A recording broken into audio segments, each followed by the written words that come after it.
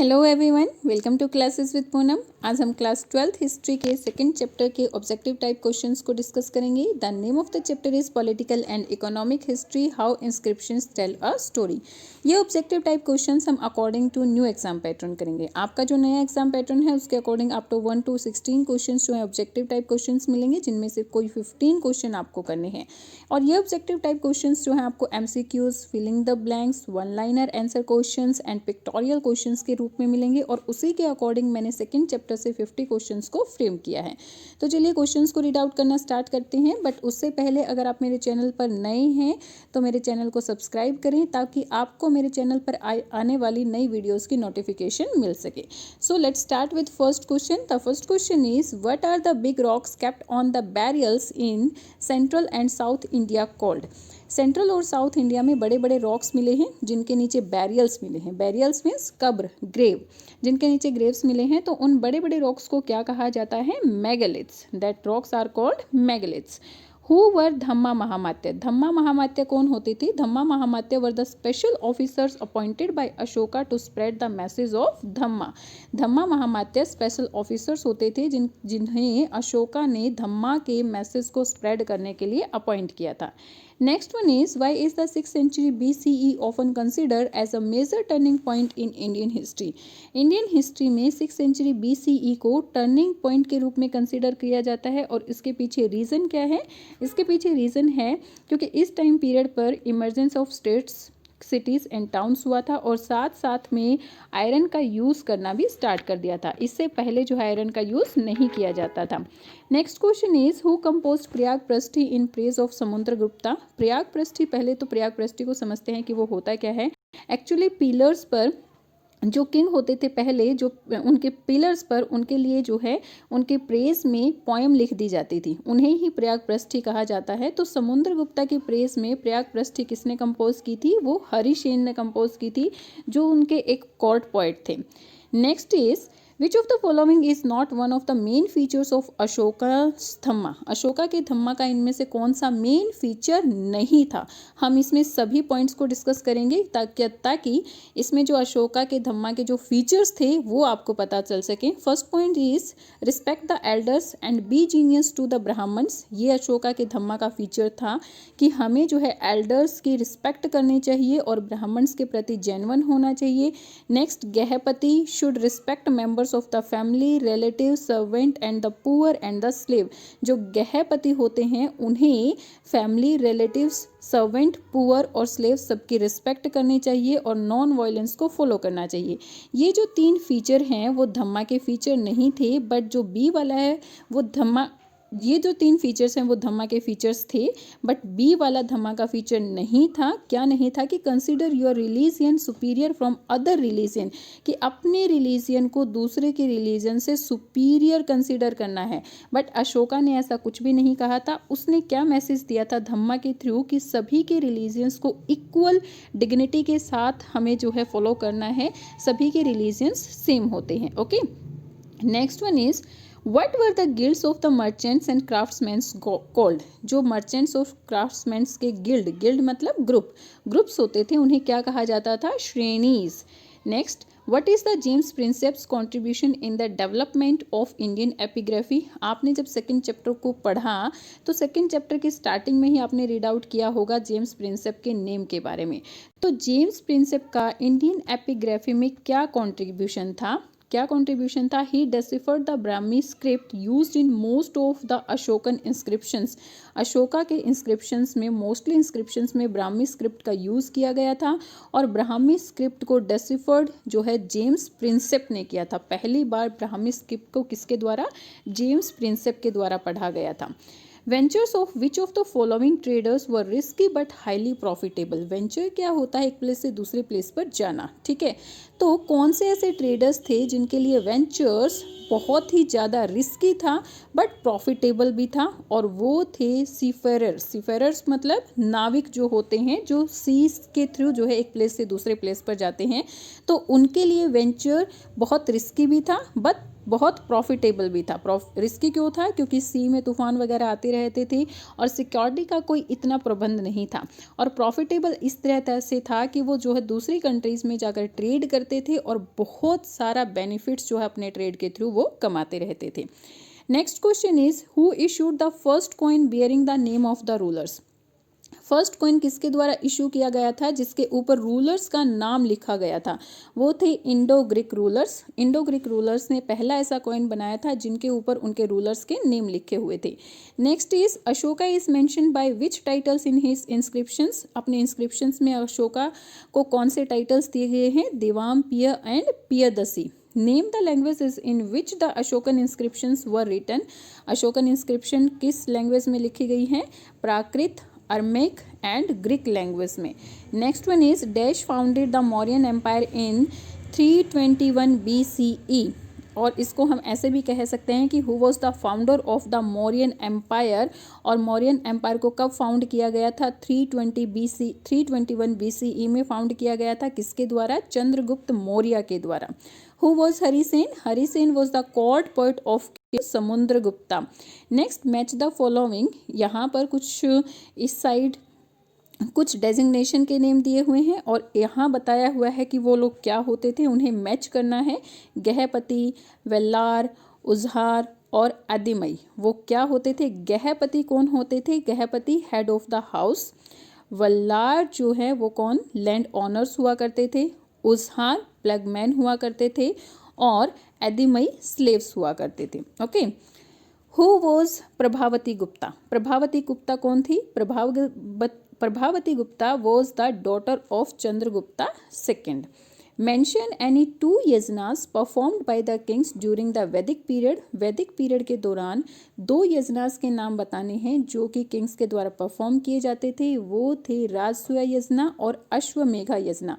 जब भी वो लोग युद्ध लड़ने के लिए, वॉर करने के लिए जाते थे तो इन यजनास को परफॉर्म करते थे ताकि वॉर के अंदर उनकी जीत हो सके।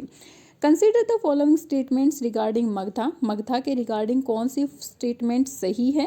सबसे पहले सभी स्टेटमेंट्स को हम रीड करते हैं। Magadha was most powerful mahajanapada. Initially Pataliputra was the capital of Magadha and later it was shifted to Rajagriha. Elephants were found in abundance in forest of Magadha. इसमें से ए और सी सही हैं और बी रॉन्ग है। एक्चुअली उल्टा दिया हुआ है।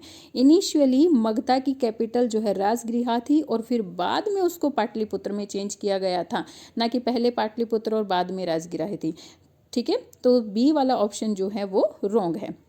Next one is identify the best reason for considering king Ashoka as Devampiya and Piyadasi by his subjects. Ashoka के जो सब्जेक्ट्स, उसकी जो प्रजा थी वो अशोका को देवाम्पिय और पियदसी के नाम से जानती थी और पुकारती थी और इंस्क्रिप्शंस में भी उसके यही नाम लिखे हुए हैं, देवाम्पिय और पियदसी। ठीक है, देवाम्पिय मतलब जो सबको प्यारा होता है और पियदसी जिसका मुख बहुत सुंदर होता है। तो ऐसा क्यों कहा जाता था? क्योंकि क्या रीज़न है उसके पीछे? He did well being of society through Dhamma. उसने जो है धम्मा के थ्रू अपनी सोसाइटी के वेल बीइंग के बारे में सोचा था और किया भी था। मतलब धम्मा के थ्रू अपनी सोसाइटी के लिए बहुत अच्छा उसने किया था। नेक्स्ट पिक्टोरियल क्वेश्चन है, identify the image and right who got it install. इस इमेज को आइडेंटिफाई करना है और ये भी बताना है कि इसे किसने इंस्टॉल किया था। ये image, this is the part of an image from Mathura. Image जो है मथुरा से है। This image was installed in a shrine by a women name Nagapiya. ये जो इमेज है वो एक वुमेन के द्वारा इंस्टॉल की गई थी जिसका नेम नागपिया था। ये एक गोल्ड स्मिथ की वाइफ थी जिसका नेम जो है धर्मका था। सोमानिका उस टाइम पर गोल्ड स्मिथ्स को, सुनार्स को कहा जाता था। Next is also a pictorial question. यहाँ पर एक इमेज दी हुई है, इसको आइडेंटिफाई करना है और फिर बताना है कि इसका क्या नेम है। ये जो पिक्चर है, this is the giant stone sculpture of Kushan king. Kushan king का जायंट स्टोन स्कल्पचर है। बहुत बड़े बड़े स्कल्पचर्स जो है कुषाण किंग के लिए बनाए जाते थे और उन्हीं में से एक ये है।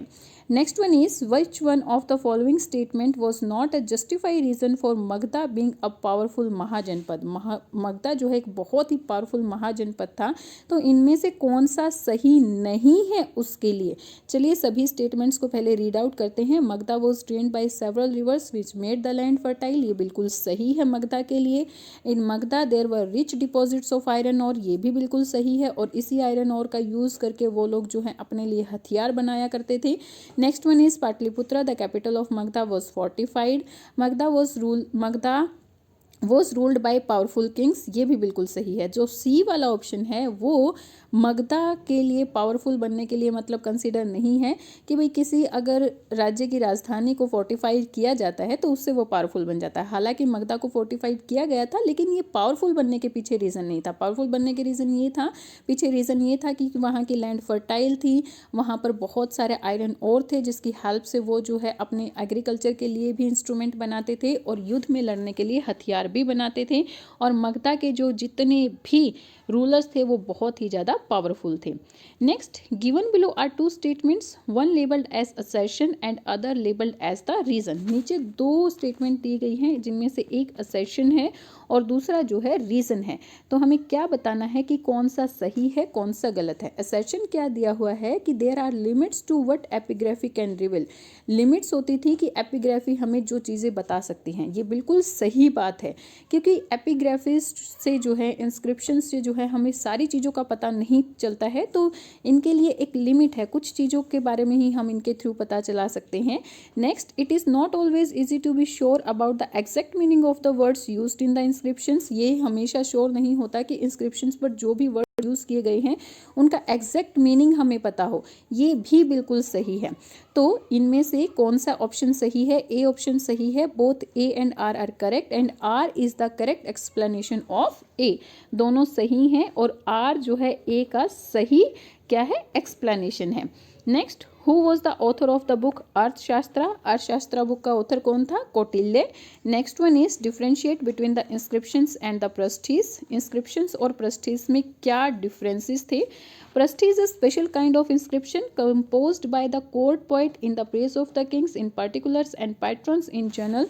Prasti जो है एक तरह के inscriptions भी होते थे, बट वो पिलर्स पर लिखे जाते थे, ठीक है, जो कि कोर्ट पोइट्स के द्वारा कंपोज किए जाते थे in the praise of the kings. और इंस्क्रिप्शंस क्या होते थे? Inscriptions are the written record engraved on the stones, pillars, clays और copper plates, caves and the walls of the temples and monuments. Inscriptions जो हैं रिटन रिकॉर्ड हैं जिनको stones पर, पिलर्स पर, क्लेस पर, कॉपर्स पर, टैबलेट्स पर, केव्स पर और टेम्पल्स की वॉल्स पर और मॉन्यूमेंट्स सबके ऊपर ग्रेव किया जाता है। देखो मेन इनमें दोनों में डिफरेंस क्या है कि प्रस्टीज जो होती हैं वो पोएम की रूप में होती हैं जिन्हें स्पेशली राजा की प्रेज के लिए लिखा जाता है। बट इंस्क्रिप्शंस में सभी तरह के रिकॉर्ड्स हैं, जैसे कि अगर राजा ने कुछ नया शुरू किया है उसके लिए भी, अगर उसने अपने लैंड की बाउंड्री बनाई है उसके लिए भी, अगर वो कहीं पर वॉर जीत कर आया है उसके लिए भी, अगर उसने अपनी प्रजा के लिए कोई नया ऑर्डर निकाला है वो भी, सारी की सारी चीज़ें इंस्क्रिप्शंस पर लिखी हुई होती थी। Okay, next one is where was the capital of Magadha shifted in 4th century BCE। 4th century BCE में मगधा के कैपिटल को कहाँ पर शिफ्ट कर दिया गया था? It was shifted to Pataliputra. पहले राजगृह उसकी कैपिटल थी और 4th सेंचुरी BC में उसको पाटलिपुत्र को उसकी कैपिटल बना दिया गया था। Name the most powerful mahajanapada between the 6th and the 4th century BCE। 6th and 4th century BCE में सबसे पावरफुल महाजनपद कौन सा था? Magadha. Who was the founder of the Mauryan Empire? Chandragupta Maurya was the founder of the Mauryan Empire. Which of the following was the capital of Magda? Rajgriha. Explain one point of difference between the gold coin issued by the Kushanas and the Gupta ruler. Kushan और Gupta rulers ने दोनों ने जो है gold coin को issue किया था, लेकिन दोनों के बीच में एक डिफरेंस था। क्या डिफरेंस था?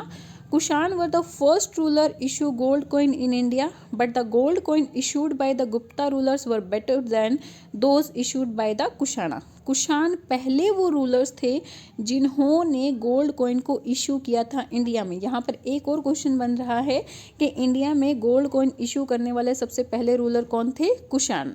लेकिन गुप्ता ने जो गोल्ड कॉइन इशू किया वो जो है कुशानास के द्वारा इशू किए गए गोल्ड कॉइन से बेटर होता था।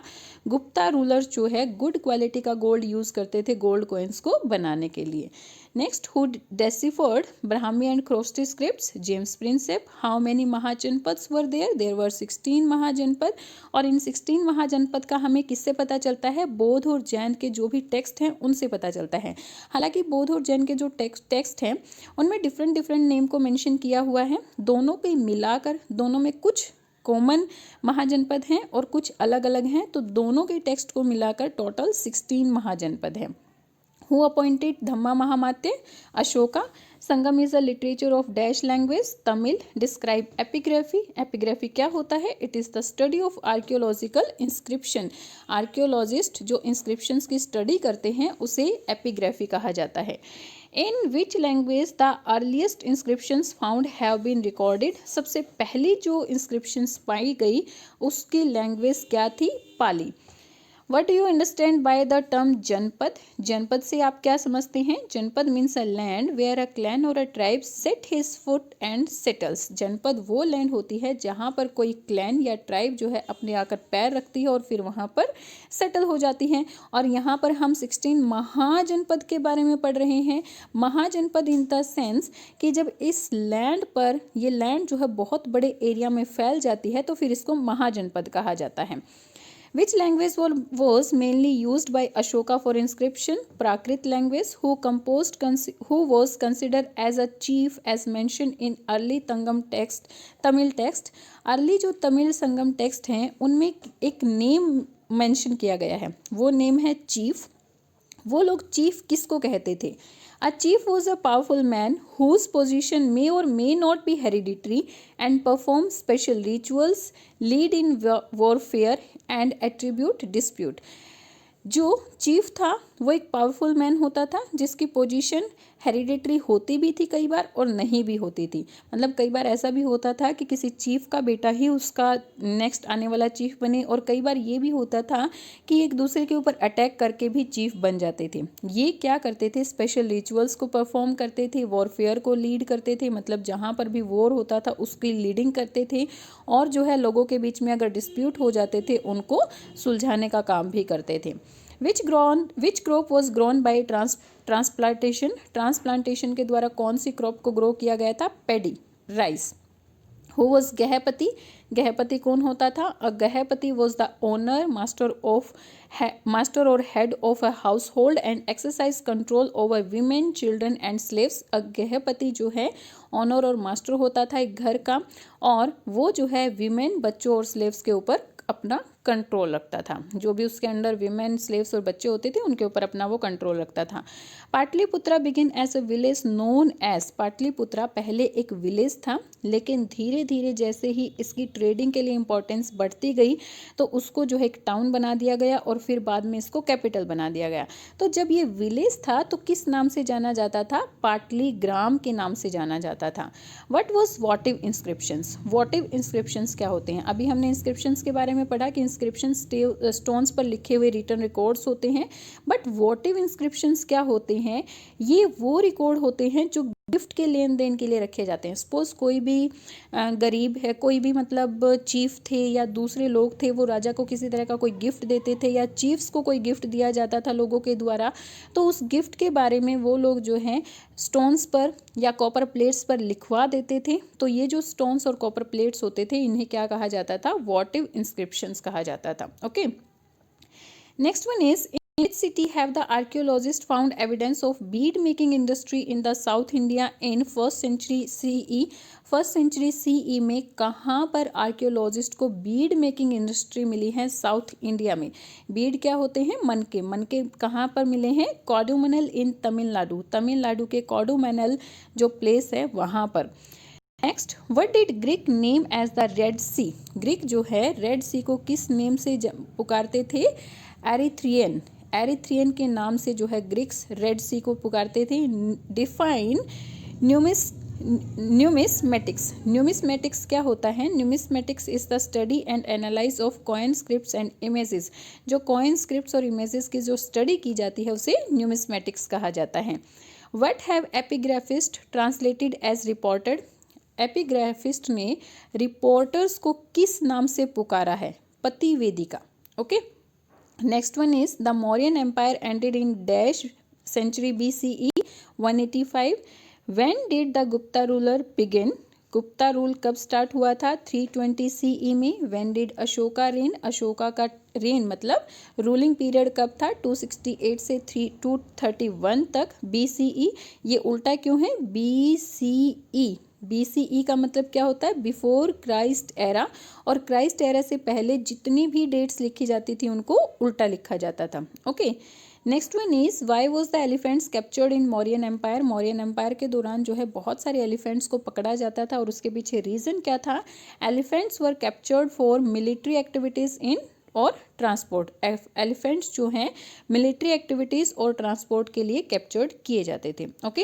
सो यहाँ पर ये हमारे 50 क्वेश्चंस कंप्लीट होते हैं. आई होप सभी क्वेश्चंस आपको अच्छे से क्लियर हो गए होंगे. और अगर आपके लिए मेरे वीडियोस इन्फॉर्मेटिव हैं तो please do like them and share with your friends और family. Okay. Thank you. Bye bye. Keep learning.